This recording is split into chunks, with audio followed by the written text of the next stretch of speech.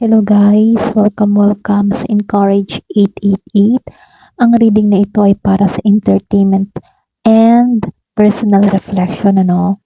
So gamitin lamang yung mensaheng tumutugma sa iyong sitwasyon. And be open-minded po, hindi halos lahat ay makaka-resonate. Salamat po sa mga nagsusubscribe, sa mga bumabalik.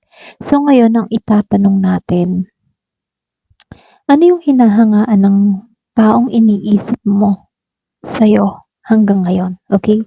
So, ano ba yung hinahangaan niya sa'yo na hindi mo alam? Give me the message. Ano yung hinahangaan niya sa'yo hanggang ngayon na hindi mo alam, okay? Give me the message. Ano ba yung hinahangaan niya sa'yo?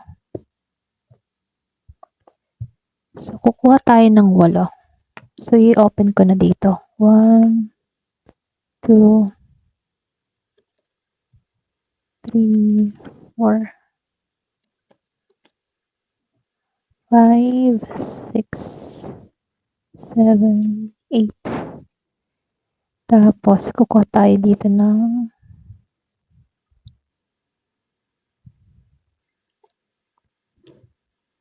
2 lang. Meron kang guide. Yan.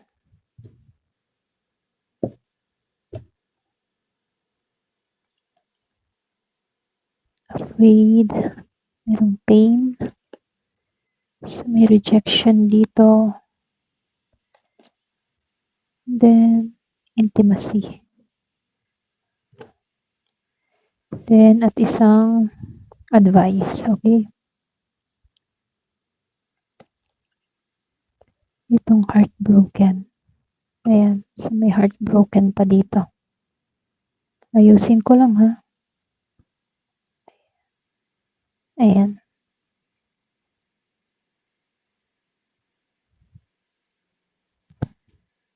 So, dito, no? Ace of Wands, Hermit, and the Knight of Wands. Reverse. Lahat sila naka-reverse. Kumbaga dito, no?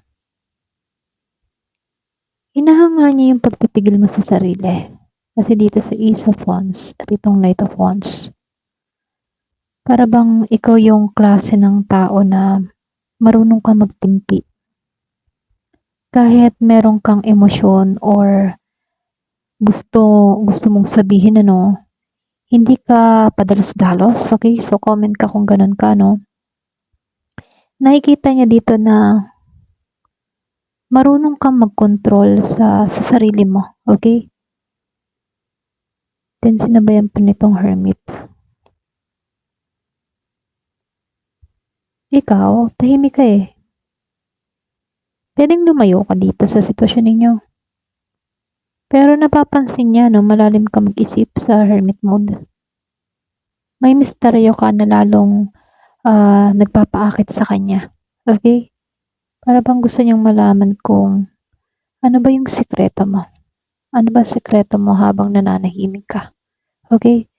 Very mysterious yung tingin niya sa'yo ngayon, lalo na kung wala kayong usap, wala kayong contact. Mysterious yung tingin niya. So, dito, lumabas si King of Swords.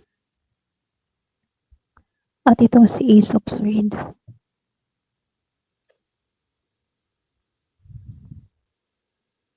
Kumbaga, no, ito yung pinakamalakas na energy kasi hinahangaan niya yung talino mo. Ito lang nakikita ko. Matalino kang tao. Diretso ka. Hindi ka paligoy-ligoy. Alam mo yung totoo mo. Kumbaga, nananaig ka sa katotohanan. Ganon. Para bang may kakayahan kang ipakita yung realidad mo. Hindi ka fake, hindi ka peke. Ganon. Hindi ka peking tao. Masaktan na masaktan pero sasabihin mo kung ano yung nararamdaman mo. Kung ano yung sa loobin mo. Makasakit ka man. Ganon. May pagka, ano ka, prangka. Para sa kanya, hindi ka madaling lokohin. Ganon. Kasi matalino ka dito. Alam mo yung nangyayari. Hindi ka tanga. Ganon. So, yung basta niyo malaki yung respeto niya sa'yo, ha? So, lumabas itong si 8 of Cups. Reverse. At itong si King of Cups. Kumbaga dito, no? Ikaw yung klase ng tao na hindi ka, madaling sumuko, ano? So, comment ka kung ganito yung energy mo. Ikaw yung klase ng tao na hindi ka madaling masumuko. Kumbaga, kapag importante din sa yung person, hindi mo din madaling sukuan. Ganon. Hanggat kaya pang ilaban, ilalaban mo. Maliban na lang kung yung tao ang bumitaw sa'yo. Okay? Kasi kaya mo magtiis kahit nasasaktan ka. Marunong kang magbigay ng halaga sa koneksyon. Kaya lang marunong ka din dito na mag-cut kapag hindi na kailang ilaban pa. Kaya mo manatili, oo, pero kaya mo ding umalis kapag nakikita mong hindi na worth it. Ganon. Okay? Kumbaga dito, sa King of Cups. Excuse me. Hinahangaan niya yung emotional maturity mo. Kahit baga may mga pinagdadaanan ka. Marunong ka magdala ng emosyon. Hindi ka basta nagpapadala sa galit. Marunong kang mag-relax. Okay? Marunong kang magtimpi. Ganun kanya tingnan. Hindi ka mainitin ng ulo. Marunong kang mag-control ng iyong galit o ganun. Ganun kanya tingnan. Yun yung hinahangaan niya din sa'yo kasi very control ka sa iyong emosyon. Kasi hindi naman halos lahat magaling mag-control ng emosyon, lalo-lalo na pag galit. Lalo-lalo na pag nakakasura yung tao, So, ikaw, kaya mong magtimpi. Ganon. Ganon ka kadisiplinado. Eight of Pentacles reverse. Posible, iniisip niya yung, alam mo yun, yung minsan hindi mo nakikita yung sarili mong halaga. Para sa kanya, mas magaling at mas special ka kaysa sa inaakala mo. Pwedeng iba sa inyo nung nagsasama kayo para bang ramdam mo yung insecurity, ganon. Pero sa tingin ng tao na to, meron kang higit na katangian na hindi mo pa nakikita. Okay? Pwedeng nako-compare mo yung sarili mo sa iba. Pero ang hindi mo alam, mas higit ka sa iba. Alam mo yon. So, dito, lumabas tong happiness and guide. Kumbaga sa oracle card. So, kunin ko to. At ito. Nakikita ka ng tao na to na parang nagbibigay ka ng inspirasyon at positibong impluensya sa iba o sa mga tao sa paligid mo. Positive vibes ka, hindi ka toxic. Pakiramdam niya may natutunan siya sa'yo, okay? Pwedeng nagsasama kayo kapag may problema siya, nagbibigay ka sa kanya ng advice, pinapalakas mo yung loob niya, hinihikayat mo siya na magtiwala sa kanyang sarili, mga ganon. Para bang na-appreciate niya yung yung katangian mong ganon. Kumbaga, ikaw yung klase ng tao na kahit sa mga kaibigan mo kapag may problema, hindi mo dinadown. Marunong kang i-lift up yung energy ng tao, okay? Para bang ikaw yung klase ng tao na positive lang yung hatid mo sa kanya kaya nagbibigay ka ng saya sa buhay niya, okay? May mga ganun kang katangian na gusto niya. Pwede nga iba sa inyo may important na numero dito, 6, 15. So, pwede special tong numerong to, 615, okay? Pwedeng pinanganak ng ganare. So, dito, pain. Lumabas itong pain. Dito. Apprehensive, afraid, and cautious. So, may rejection din dito. So, ko dito, itong tatlong are. Kumbaga dito. Para bang pinapakita nito na kahit may paghanga siya dito, may dala rin siyang takot na ma-reject or masaktan. Alam mo yun?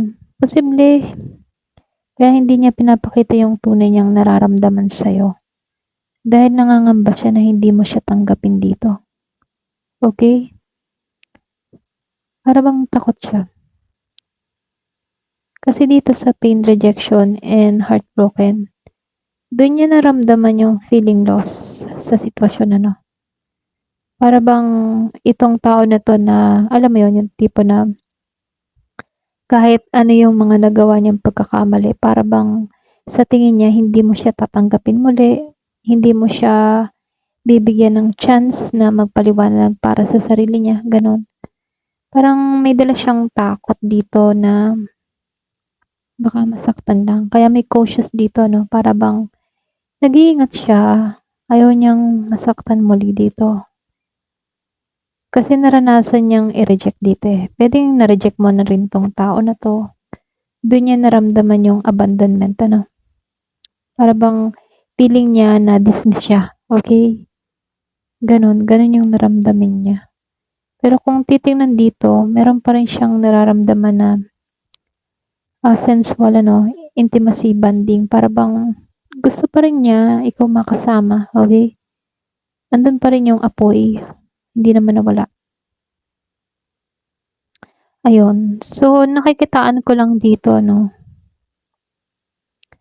yung pinaka-hinahangaan ng taong ito sa'yo, yung talino mo, yung katapatan mo, at yung emotional maturity na meron ka. Tahimik lang kasi yung lakas mo, okay? Hindi siya yung tipo na nakikita, more on emotion, yung katatagan mo. So, sa kabila ng mga nangyari sa pagitan ninyo, may respeto siya, okay? Mayroon siyang respeto sa pagkatao mo. Hindi ka niya dinown, hindi ka niya, alam mo yun, yung masasabing na may masasabi sa'yo behind your back na hindi maganda. Hindi ganon. Kahit kayo ay nagkaroon ng hiwalayan, andun pa rin yung laki ng irespeto ng taong ito sa'yo. Okay? So, kasabay nito, meron pa rin naman siyang emosyon dito kasi lumabas itong intimacy. Kumbaga, hindi lubusang nabitawan yung kanyang nararamdaman sa'yo. Ngunit, hindi maiiwasan na takot pa rin siyang masaktan or ma-reject dito. Okay? Yun yung kinatatakutan niya Kung halimbawa, lalapit siya sa'yo, tapos i-reject mo siya, dededmahin mo siya, ayaw niya na nun. Alam mo yun? Ayaw niya ng ganon. Kumbaga, masakit para sa kanya yung ganong pakiramdam. Kahit naman sino kapag ni-reject, di ba? Parang sampal sa mukha yun okay? Para bang ayaw niya nang ma-feel yung ganon.